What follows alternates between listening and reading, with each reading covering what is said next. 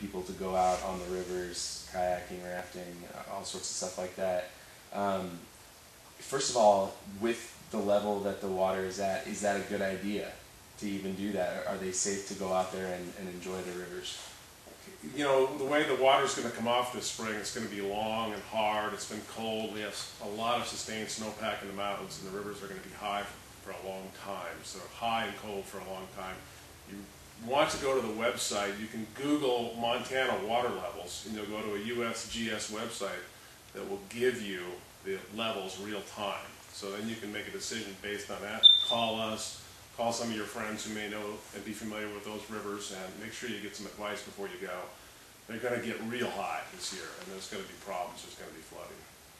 Tell me about the person that's unprepared. What's going to happen to them if they're not ready like he is over there? Right. Yeah. Good question. The most significant factor is the human body loses heat 32 times faster in water the same temperature as the air. So if you're in 45-degree air, you can stand out there in a pair of shorts and a t-shirt and you'll be comfortable for a little while. You fall in 45-degree water, that water's sucking the heat out of you 32 times faster than that air. You've got seconds before you're shocked. You've got under a couple minutes before you're hypothermic.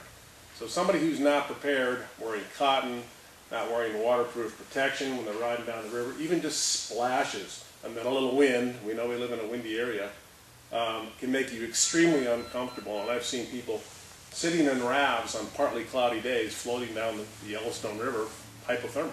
So the people who are not prepared are going to be in for a miserable day at the minimum, and hopefully no danger beyond that. Well, the sun's out, it's a nice day, we're going to the river, we're going to have fun, but it's really no different than, going skiing without being covered up properly for winter conditions. The water makes it winter conditions, kind of, and the air looks like it'll be a solution, the sun looks like it'll be a solution, but really cold water, really high rivers, equal big problems if you're in that water. And if you flip a canoe and don't have a dry bag with the right goods in it, you're in for a miserable time. The life jacket, the life jacket. Most drownings we hear about, people don't have life jackets on. The other significant hazard on the river is snags or logs, which really come out in high water. Debris floating down the river. As the river rises and gets to historic highs, it picks up all the debris. New trees fall in the river and whatnot. That type of floating debris is a real big danger in the river. You want to stay away from wood at all costs. In really high swollen rivers, if you're out there and you're not comfortable and it's time to get out, keep moving to the inside corner, stay away from those outside corners. That's where most of your problems lie. Yeah, but you kind of continue talking about, if something were to happen, someone were to flip over, maybe they're not as prepared as they should be. What are the best steps to ensure that they're going to be safe and that they're going to, make it pretty much?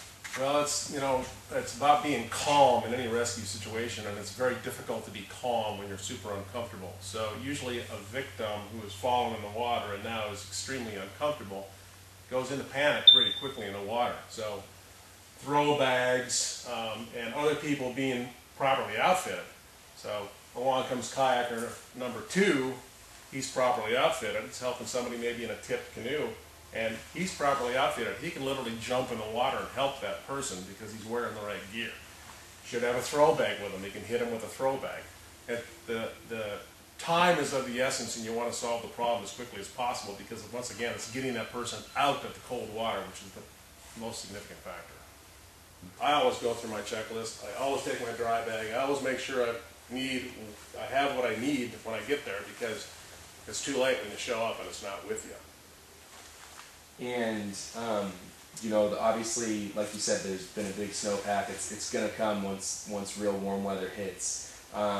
As far as kind of what's expected for the water levels and the flooding and everything, and already just what we've seen with flooding, how does this year, along those lines, compare to years past that you've seen before? Is this one of the more serious years you've seen or expect to see?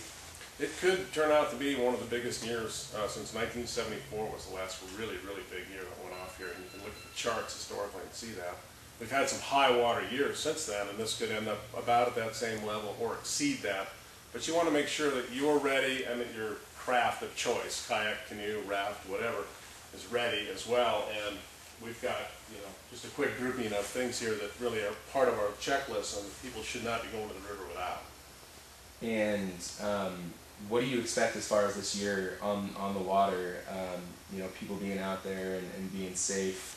Are you, do you think that most people that go out there are educated enough, or with people that have enough knowledge about everything to be all right? I know you were saying, just telling me a story about a guy who you told needed a life vest, and right after that it didn't work out very well for him. So are you kind of expecting people to be smart about going out there on the water? I think that, their intentions are always start out that way, but the follow-through doesn't necessarily get them there. So, like I said, we hurry to our recreation, we're in a hurry to have fun, and you really want to depend on that checklist and go through that. Make sure you've got all the right things with you to keep you warm, safe. You've got your safety gear with you, you've got your dry bag with you, got everything you need that if you do have an upset, you can correct the upset and hopefully be laughing about it a few minutes later instead of really suffering.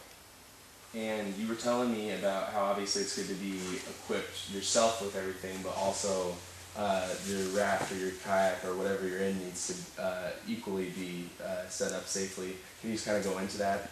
We can go through the boat quickly, but you want to make sure that your boat, whether it's a canoe, kayak, or raft, has the proper equipment inside. All kayaks should have float bags inside them, so that if you do upset, the kayak wants to float because you got an airbag in there.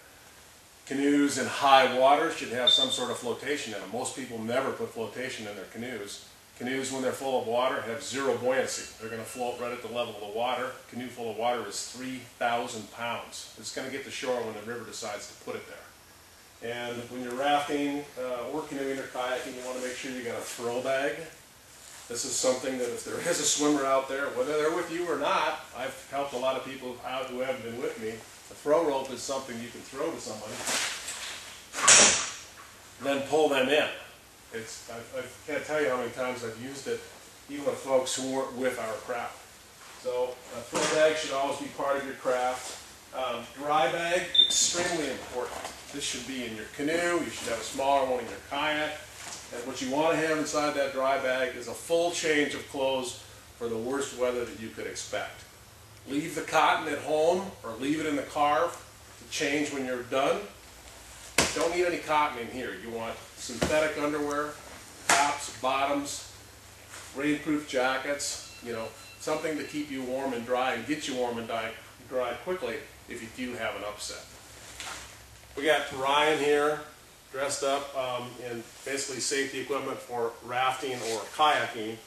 He's got his helmet, he's got his life vest, he's got the right thermal insulation underneath, he's got a waterproof jacket, he's got waterproof pants, again, light long underwear underneath, and he's got rubber booties. He can go for a swim in the river for a short while and still stay comfortable, and more importantly, when he gets out of the river, he'll probably still be comfortable. And these are critical factors of high and cold water, which we're going to have for a while this year. But again, fleece, 100% polyester, polypro, something that does not absorb water. When it gets wet, it will keep you warm when you're wet. Last year I had a cold last day on the Smith River. I would not have liked to have paddled that last 25 miles without a pair of neoprene gloves. I would have froze. Everything else was fine. It took me a while to dig my gloves out of the bag. Finish the day with those. Wetsuit socks can go under sandals. Again, offer you thermal insulation. Booties for your feet. A pair of unprotected feet, cold water, very uncomfortable. Your dry bag is for your extra change of clothes, and you want to make sure you got enough stuff in there to cover everybody who's in the boat. One person, two person, three person, whatever, everybody should have their gear along to change into.